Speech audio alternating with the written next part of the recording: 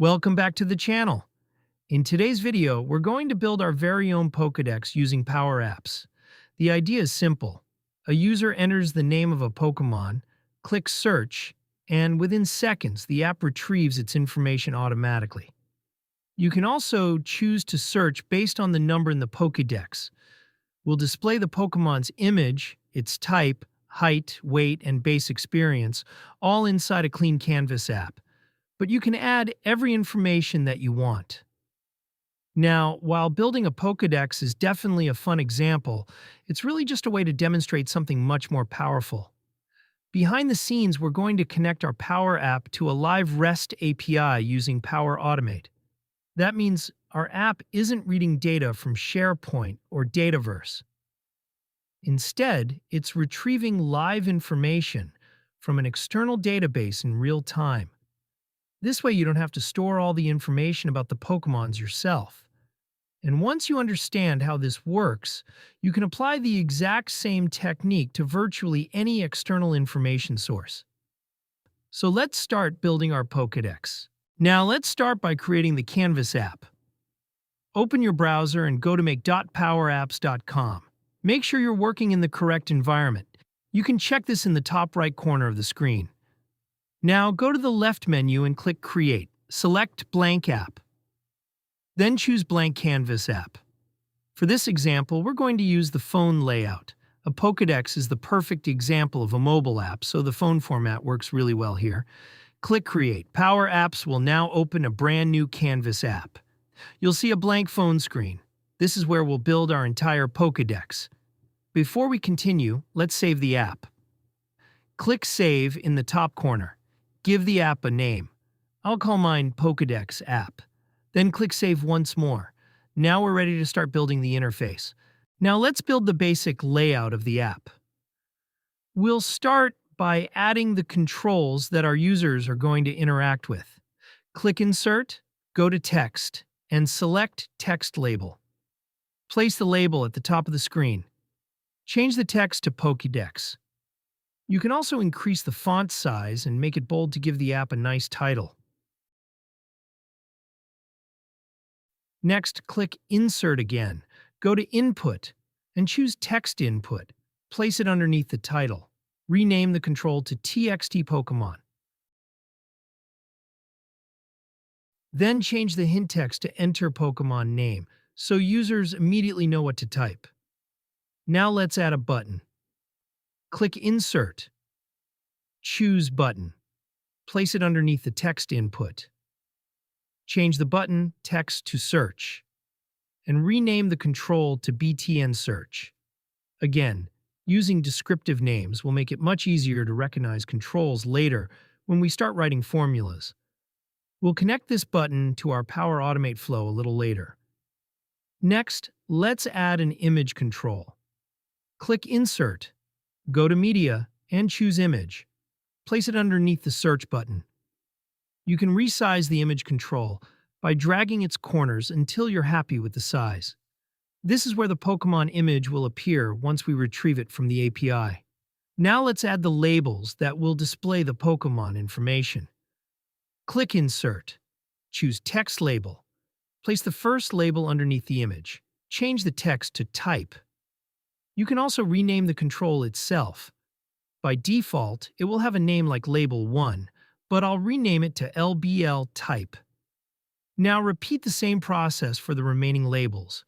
Create one for Height, and rename it to LBL Height.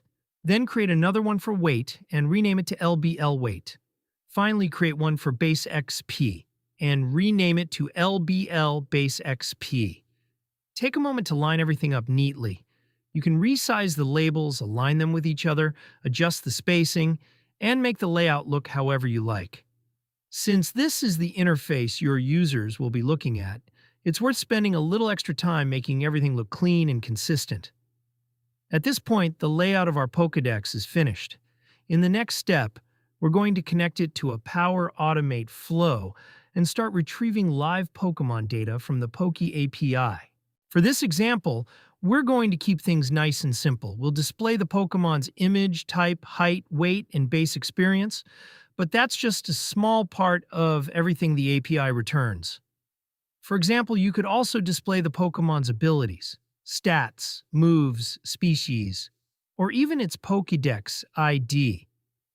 If you're working with your own REST API instead, the process is exactly the same. Simply check the API documentation to see which fields are available, and then choose the ones that make sense for your application. Next, we're going to create the Power Automate flow that connects our Canvas app to the PokéAPI. Head over to make.powerautomate.com. Make sure that you have selected the same environment in which you created the Canvas app. In the navigation menu on the left, click Create. Under Start from Blank, select Instant Cloud Flow. A new window will appear where we can configure how the flow should start. Enter a name for the flow. I'll call mine Get Pokémon Information. Under Choose how to trigger this flow, search for Power Apps. Select Power Apps v2, then click Create. Power Automate will now open the Flow Designer with the Power Apps v2 trigger already added. This trigger allows our Canvas app to start the flow and send information to it. In our case, the app needs to send the name of the Pokémon entered by the user. Open the trigger and click Add an Input. Choose Text. Rename the input to Pokémon Name. This will become the value that our search button sends to Power Automate. So when someone enters Pikachu in the app, the flow receives Pikachu as the Pokémon name input.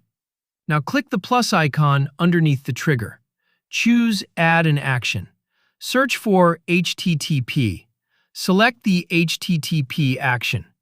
This action allows Power Automate to send a request to an external service. Set the method to GET. A GET request is used when we want to retrieve information without changing anything in the external system. Now go to the URI field. Enter the following address: https://pokeapi.co/api/v2/Pokemon/. This is the endpoint provided by the PokéAPI. An API endpoint is simply the address where we can request specific information. In this case, the Pokémon endpoint allows us to retrieve information about individual Pokémon. By itself, this URL doesn't point to a specific Pokémon yet. We'll complete it by appending the Pokémon name that the user enters in our app. For example, if we add Pikachu to the end of the URL, the API returns all available information for Pikachu in JSON format. In just a moment, we'll make that final part dynamic by using the input from our Canvas app. After the final /, insert the Pokémon name input from the trigger. The complete URI will now use the fixed PokéAPI address, followed by the dynamic Pokémon name entered in the app. At this point, the first part of our flow is ready. Power Apps sends a Pokémon name to the flow. The HTTP action adds that name to the PokéAPI address, and the API sends the Pokémon information back as JSON. Now that the HTTP action retrieves the Pokémon data, we need to send the information back to our Canvas app. Click the plus icon underneath the HTTP action. Select Add an Action. Search for Respond to a Power App or Flow, and select the action. This action determines which values our Power Automate flow returns to Power Apps. Click Add an Output. Choose Text. Rename the first output to Image. Click inside the Value field. Open the Expression tab. Enter the following expression: Body, open parenthesis, quote, HTTP, quote, close parenthesis, question mark, open bracket, quote, sprites, quote, close bracket, question mark, open bracket, quote, front underscore default, quote, close bracket. This retrieves the URL of the default Pokémon image from the HTTP response. Everything after body, open parenthesis, quote, HTTP, quote, close parenthesis, question mark, represents a property from the JSON returned by the PokéAPI. That means you can retrieve any value that the API exposes by navigating to the correct property. For example, you could also retrieve information about abilities, moves, stats, species, or the Pokemon's Pokédex ID. The same principle applies when you work with your own custom REST API. You can check the API documentation to see which properties are available and then reference those properties in your expressions. Now click Add an Output again. Choose Text. Rename this output to Type. Click inside the Value field. Open the Expression tab. Enter. Body. Open parenthesis, quote, HTTP, quote, close parenthesis, question mark, open bracket, quote, types, quote, close bracket, question mark, 0, type, name. The types property is an array, because a Pokemon can have more than one type. For this example, we're retrieving only the first type from that array. Next, click Add an Output. Choose Text. Rename the output to Height. Open the Expression tab and enter. String. Open parenthesis, body. Open parenthesis, quote, HTTP, quote, close parenthesis, question mark, open bracket, quote, height, t. The API returns the height as a number. Because our output is configured as text, we use the string function to convert that number before returning it to PowerApps. Now add another text output.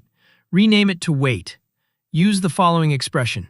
String, open parenthesis, body, open parenthesis, quote, HTTP, quote, close parenthesis, question mark, open bracket, quote, weight, quote, close bracket, close parenthesis.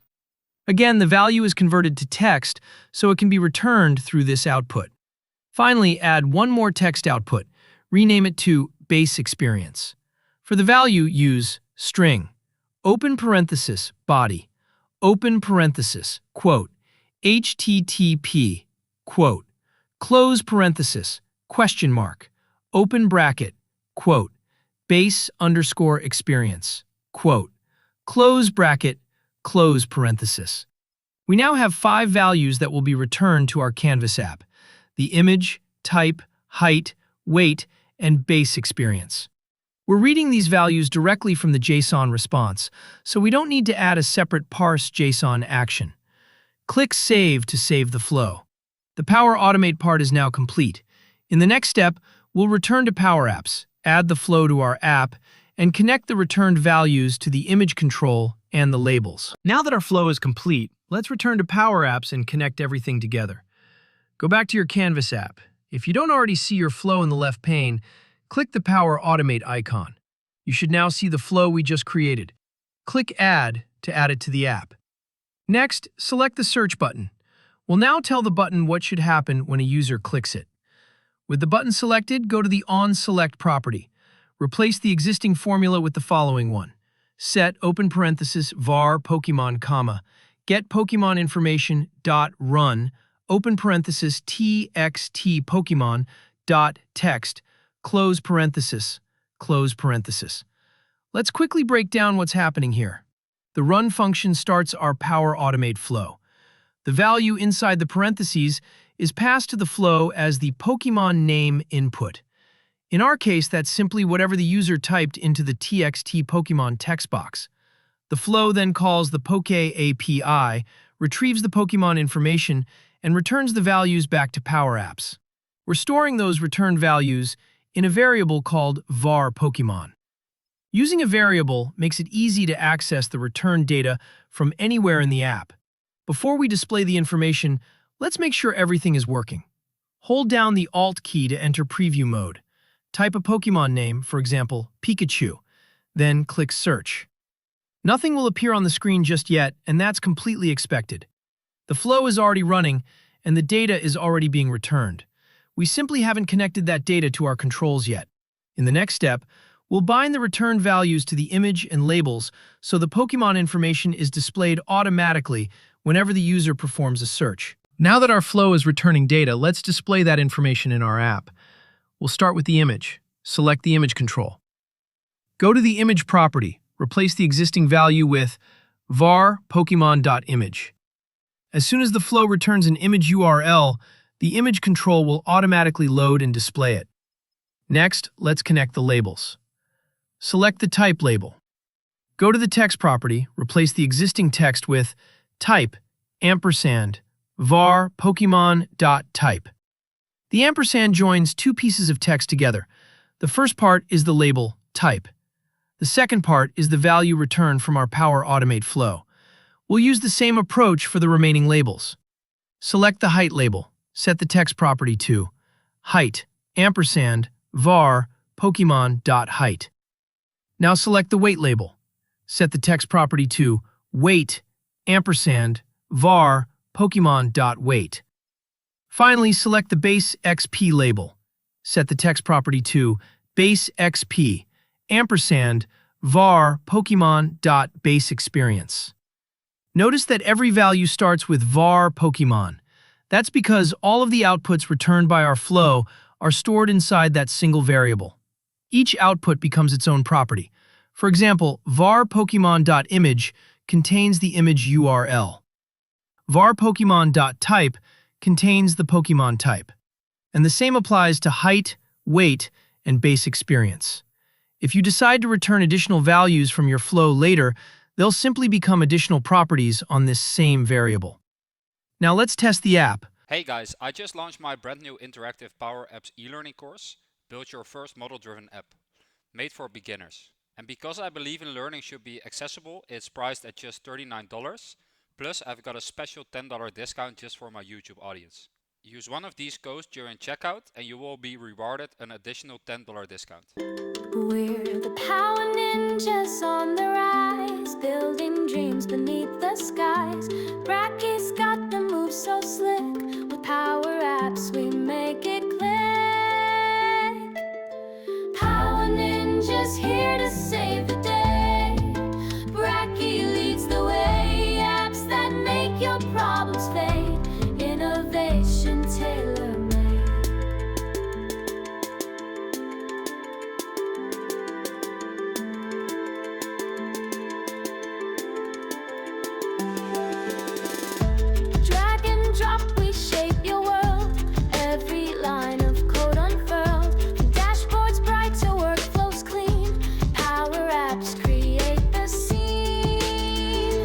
Hold down the Alt key to enter preview mode. Type Pikachu into the text box. Click Search. After a moment, the flow runs in the background, retrieves the data from the PokéAPI, and your Canvas app automatically displays the image and all of the information we connected. Try searching for a few different Pokémon to see the app update in real time. And just like that, you've built a Canvas app that communicates with a REST API through Power Automate and displays live data to your users. Although we use the PokéAPI in this example, the exact same approach works with virtually any REST API. Whether you're integrating with your own applications, Microsoft services, or third-party platforms, the process is largely the same. If you enjoyed this video, please leave a like and consider subscribing to the channel. Thanks for watching, and I'll see you in the next one.